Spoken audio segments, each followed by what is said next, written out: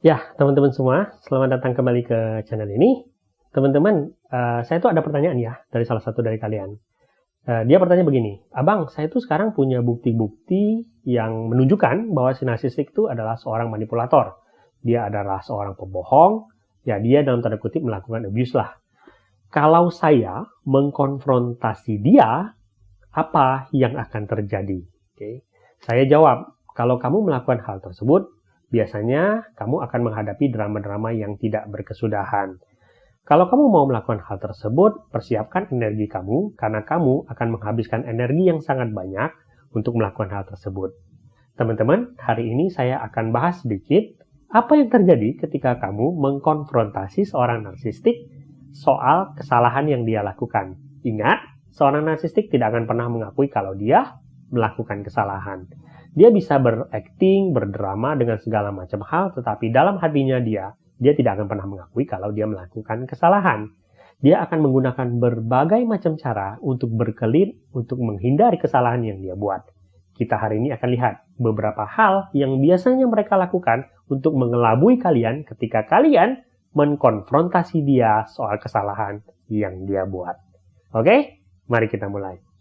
Yang pertama, teman-teman, ketika kamu datang kepada seorang narsistik, ya walaupun kamu misalnya datang dalam keadaan tenang, ya kamu ingin berbicara baik-baik, kamu ingin menanyakan kepada dia tentang sebuah hal yang dia lakukan, ya. Seorang narsistik tahu bahwa kalau dia mengikuti permainannya kalian, dia akan terekspos kesalahan yang dia buat. Jadi, taktik pertama yang biasa dilakukan oleh seorang narsistik itu biasanya dia kemudian akan mengalihkan pembicaraan itu kepada reaksinya kalian. Jadi begini, ketika kalian bertanya kepada dia tentang kenapa kamu begini, kenapa ini begini, dan begini, dia nggak mau jelasin tentang apa yang kalian tanyakan tersebut. Dia kemudian berfokus kepada reaksi kalian. Dia akan bilang kepada kalian, kamu tuh lagi capek ya, kamu tuh lagi banyak pikiran ya, kamu tuh sebenarnya tuh lagi begini loh, makanya kamu tuh nanyain hal kayak gini. Kamu tuh lagi marah, kamu tuh lagi nggak bisa berpikir jernih, makanya kamu tuh begini.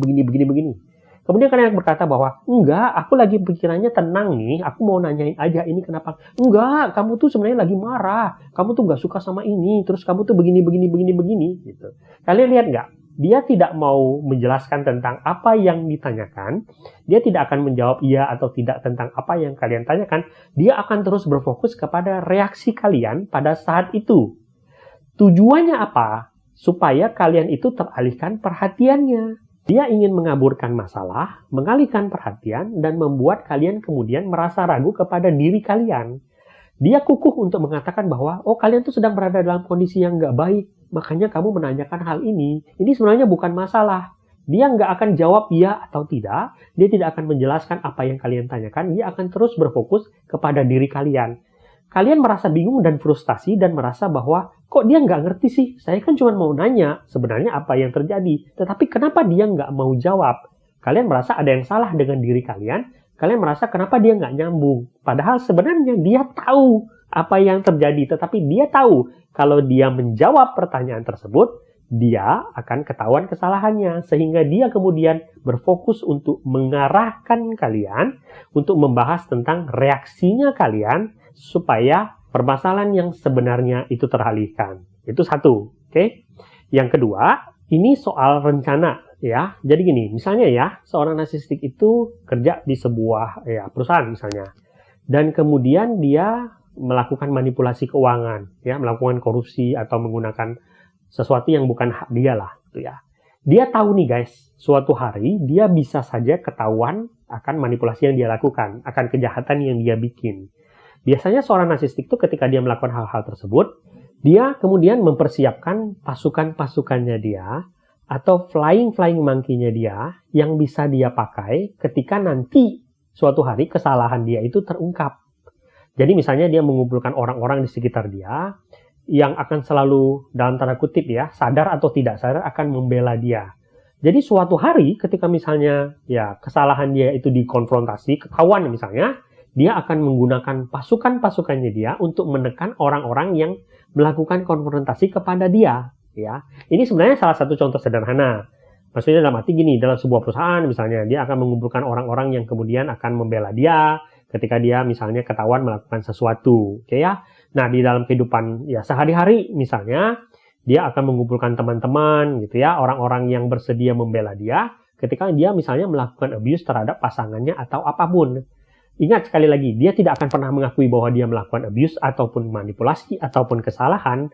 Daripada dia mengakui kesalahannya dia dan membahas masalah sebenarnya, dia akan mencoba mengalihkan perhatian dengan menggerahkan orang-orang yang membela dia, flying monkey yang sudah dia persiapkan, untuk menyerang orang yang melakukan konfrontasi kepada dia.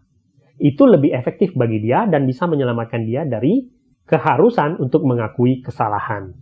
Yang ketiga adalah ketika seorang narsistik itu misalnya dikonfrontasi, itu dia bisa dengan tenang dan santai mengaku bahwa, oh saya lupa, gitu ya.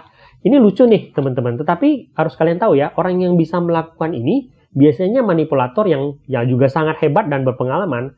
Artinya adalah ketika kalian mengetahui bahwa dia melakukan manipulasi dan kemudian kalian menanyakan hal itu kepada dia, gitu ya, dia dengan tenang sekali berkata bahwa, oh iya, masa sih saya melakukan hal tersebut? Oh, saya lupa. Dan kemudian dia berlalu begitu saja. Kalian mungkin akan bingung gitu ya.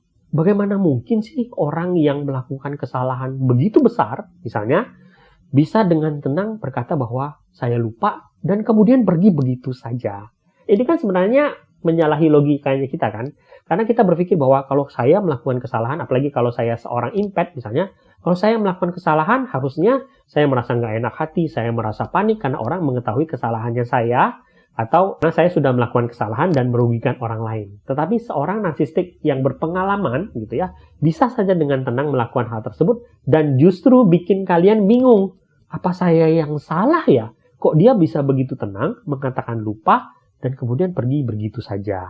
Padahal setelah dia melakukan hal tersebut, dia kemudian akan bergegas pergi cepat-cepat dari kalian karena dia tahu kalau dia tetap berada pada tempat tersebut, dia mungkin akan mengalami kesulitan yang lebih besar. Yang keempat, salah satu cara seorang narsistik berkelit itu adalah dengan melakukan gaslighting. Jadi ketika misalnya kalian pasangannya seorang narsistik, gitu ya, kalian mengkonfrontasi dia kemudian dengan ngotot luar biasa mengatakan bahwa, oh itu bukan begitu kejadiannya. Sebenarnya itu di sini dan di sini dan di sini. Kamu punya ingatan yang buruk, kamu tuh punya memori yang buruk, gitu ya. Padahal sebenarnya yang dikatakan oleh korbannya itu benar. Memori korbannya itu benar. Tetapi si narsistik dengan kukuh mengatakan bahwa korbannya punya memori yang salah.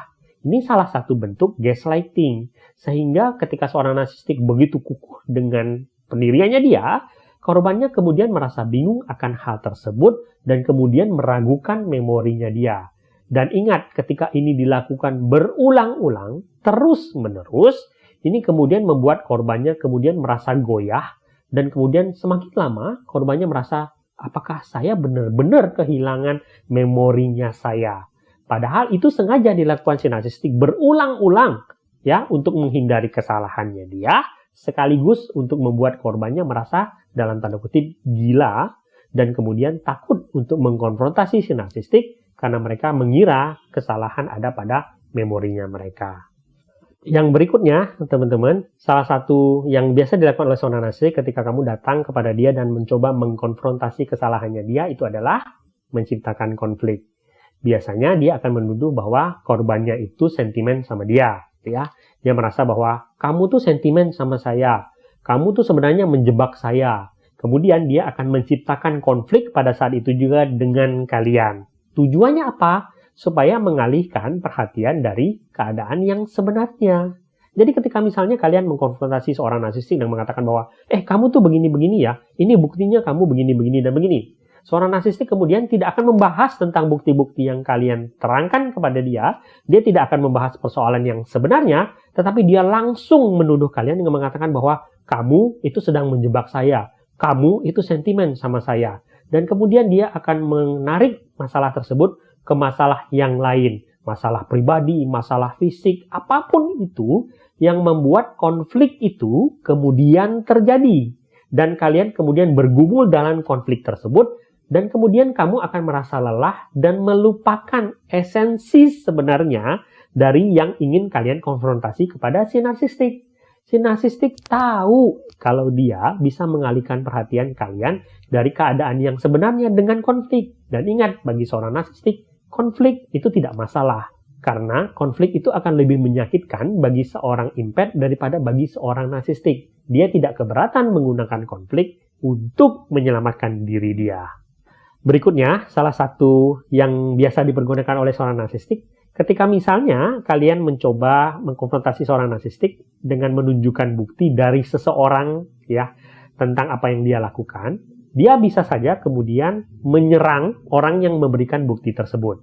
Jadi ketika kalian mengatakan bahwa kamu tuh begini-begini ya, buktinya si A mengatakan begini-begini dan memberikan bukti ini tentang apa yang kamu lakukan.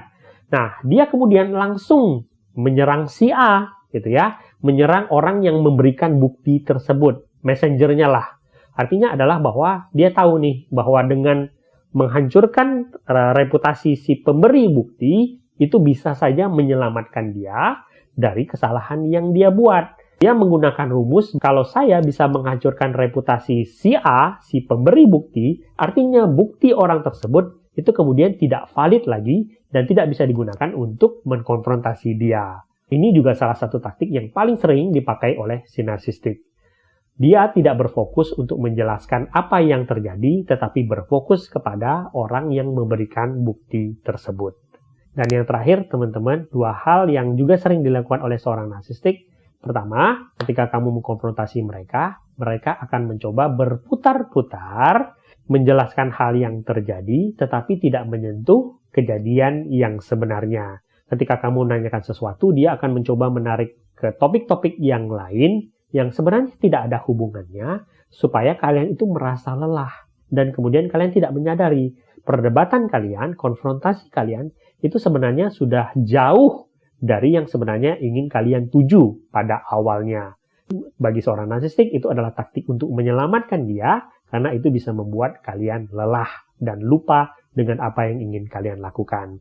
Dan yang terakhir kali teman-teman, ketika seorang narsistik itu sudah tidak punya daya lagi, semua taktik yang dia pergunakan misalnya sudah tidak berhasil, maka biasanya yang paling terakhir yang dia lakukan itu adalah playing victim. Dia akan mengatakan bahwa, oh iya, aku melakukan kesalahan, tapi sebenarnya aku melakukan kesalahan itu dalam posisiku sebagai korban.